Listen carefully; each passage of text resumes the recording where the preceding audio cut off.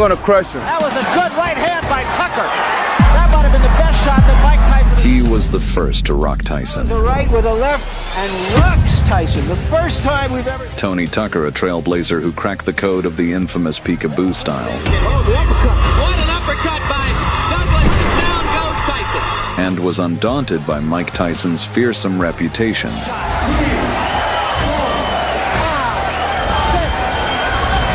Champion versus champion. 23-pound weight advantage. And he Undefeated versus undefeated. Get ready to witness the battle between the two titans of that era. walk the walk. Or run the run, as it were. That was a good right hand by Tucker. The 21-year-old Mike Tyson has taken them all. Hard punchers. Tyson's invited. And there was an uppercut. Giants. Left hook. Good night. 23-pound weight advantage. And he put it all there. Unvanquished fighters. There's a left hand. He's down again. It's over. The uppercut getting through the guard there, and he's got him in the first round. He's knocked her the And tough champions. That was a right to the body and an uppercut to the head, and Burbick is down. Having conquered both WBA and WBC. To conquer them all, Mike had to face IBF title holder Tony TNT Tucker, standing at 6 feet 5 inches. The undefeated Tony Tucker had a picture-perfect frame, sharp counterpunches, textbook footwork, To show everything, and then he's taking his time. He's looking for. Oh, there's a good right hand right on the side. and dynamite in both hands. Expected, I might add. Thomas is down. I don't know what's going to 34 men had dedicated their lives to the sweet science to challenge Tucker, Got in by Tucker. That's his best. and all of them failed to make a dent. And he got him on the ropes, and I mean on the ropes. I don't think Washington can land this round. In his last two fights, Tucker defeated Tyson's best friend James Broad. James Broad's like one of my best friends. Now and land some terrifically good punches. We've got Broad in trouble right now. Double left hook by Tony Tucker, and he's got Broad in trouble along the ropes. Tony Tucker with a left and a right. Broad now takes a screaming left off the right side of his face. At 117, 109, 118, 111. It was every bit as impressive to the judge. Then beat the man who sent Mike's career to do a complete 180, Buster Douglas. minutes, but it's no difference, I think. That was a right hand by Tucker, not a bad shot. And Douglas appears to be by Tucker. Douglas on wobbly legs, about to go. And a right behind it and another right. Douglas is in deep trouble on the ropes. Almost stopped this one. He has. It's over. Tony, are you going to fight Mike Tyson next? Yeah, I want to unify the title. He says Tyson's predictable. For Tucker to make an asinine statement like that, well, that's his downfall. And for the sad ending of this story. It was a fight between two best fighters in the world at that stage. He can fight a little bit. He's not the walkover everyone's trying to make him out to be. I think he can fight, and I think it's going to be a very exciting fight. Despite the flawlessness of two, the mountain was too pointy for both to climb. The combined record of two was its staggeringly perfect 64-0. The main question for this fight was who packed a stronger punch, Kid Dynamite or the TNT? So that's what to look for. And if Tony Tucker isn't going to be able to beat Mike Tyson, he may be able to blind him or run the run, as it were.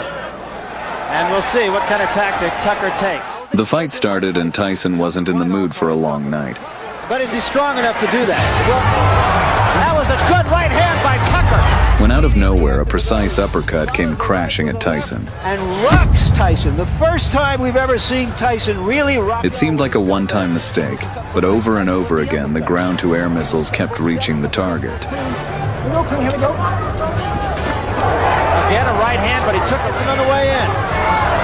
He's faced with the left hook there. There was a good right hand again by Tucker. That was a good example. That uppercut was because Tony's been tying his man up. There was a good right hand by Tucker again. But they're uppercuts, Barry. You notice they're uppercuts.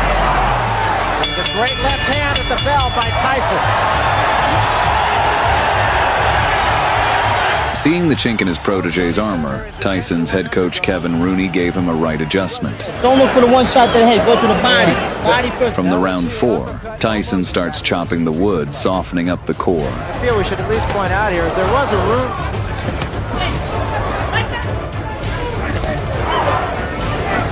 And preparing the head for the upcoming bombardment. Left uppercut, left hooks. Led with the left. There was a good left hand, and that's what a good shot. And Tyson with another left. And another one. That's to frustrate Mike Tyson.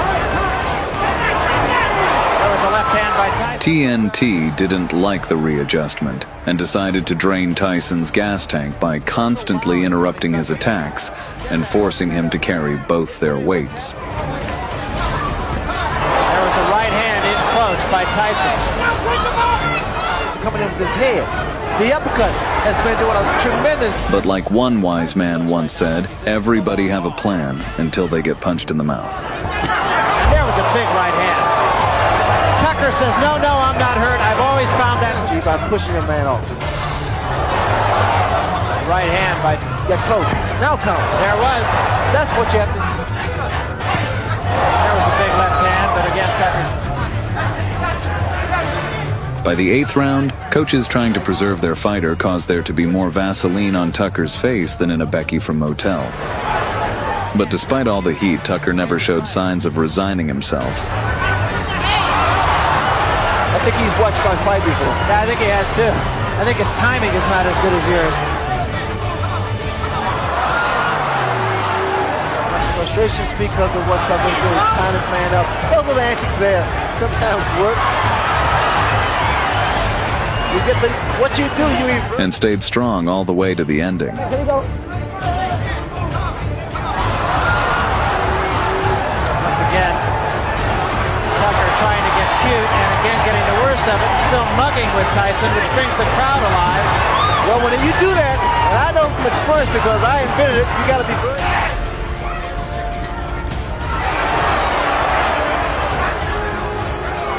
Tucker seems to be fighting the kind of With these so-called experts, I'm going to show you, and this is what he did tonight. and he has. Even if he loses the fight, he's probably made more friends than he has in the 34. Now it appears the TNT shined bright in the opener and finished strong, whilst the majority of rounds was won by Mike Tyson. There was a big left hand. Tucker says, no, I'm all right. I'm all right.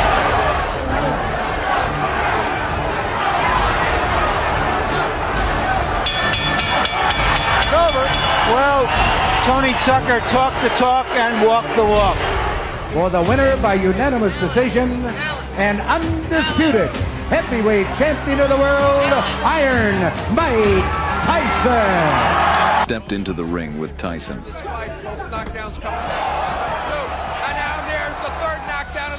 Ferguson had previously defeated Buster Douglas. Jesse Thunder Ferguson!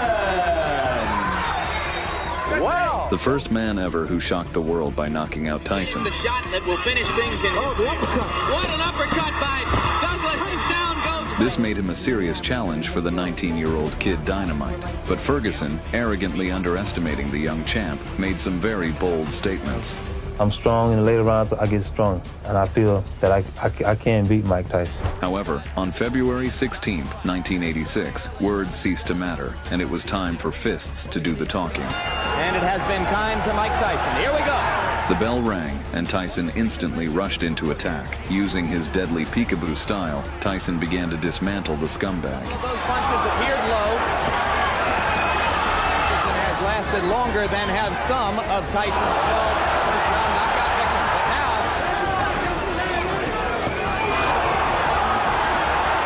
now, it seemed like Tyson wasn't just aiming to knock out his opponent. He wanted to inflict as much pain as possible. What makes Tyson so special? He threw a tremendous left hook, missed with it, and didn't go off balance. Always in position to punch.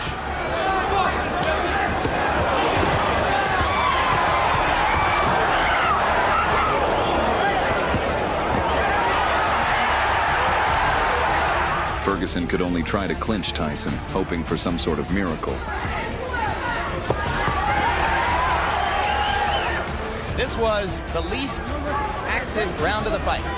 But Tyson wasn't having it. With a brutal series, he sent Ferguson to the shadow realm. Was in trouble in both the first and 10th rounds, and now he's in trouble here. Blood coming out from the nose of Jesse Ferguson. The right uppercut of Tyson has put him down. 6, 7. In the end, Tyson won, brutally punishing the cocky Ferguson, giant Jose Ribalta. Ribalta arrogantly thought his massive size would help him easily crush Tyson, and his manager only fueled the fire. There's a man that could beat Mike Tyson, it's Jose Ribalta. To this day, he hasn't faced anybody that can punch like Jose. When the fight started, no one expected what came next.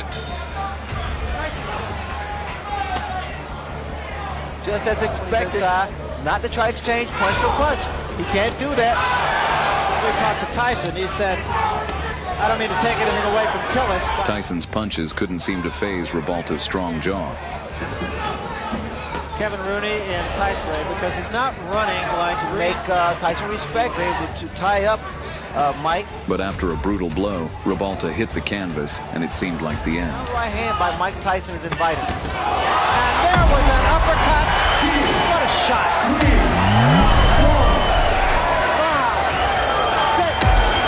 You don't see that happen. A guy gets knocked down. However, by some miracle, Ribalta got back up, leaving even Tyson shocked that Jose could survive such a powerful blow. But his strong jaw was the only thing he had. And Jose got the worst of that one. The mouthpiece goes, and Tyson is on top of him. Ribalta ties him up. And Tyson continued dismantling the giant, turning Ribalta's face into a ribeye steak. Big left hand.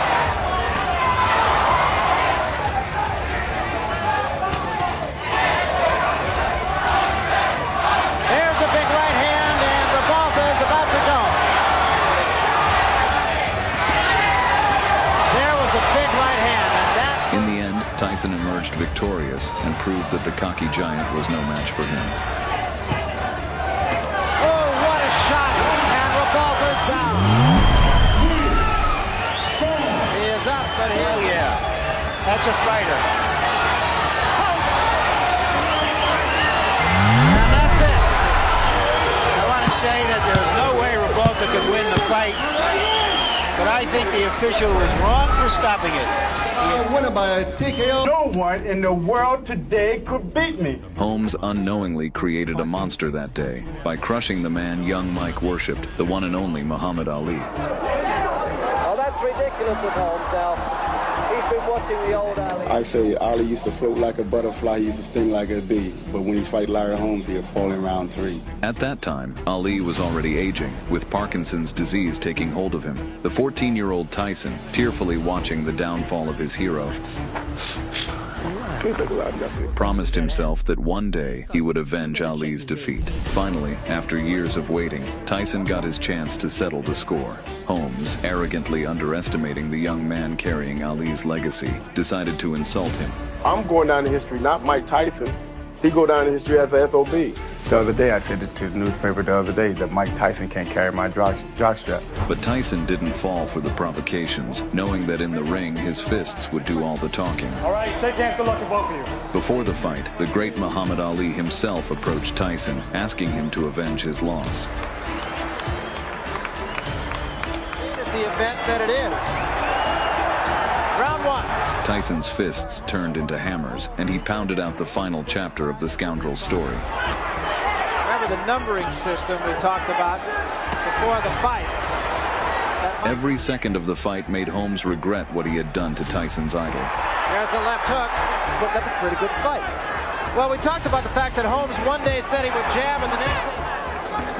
That was a big right hand. Best punch of the fight. And soon, not eager to drag out the one-sided destruction, Mike sent the cocky rascal crashing to the canvas. Tries to... That was a right hand, and down goes Holmes from a crashing right hand. The old Larry Holmes would always get up and fire back. This finisher. What? And down he goes again from another right. Holmes flames rose, but by doing so, he lit the fuse, and Tyson's missile launched, detonating on target just seconds later. And took another big right hand.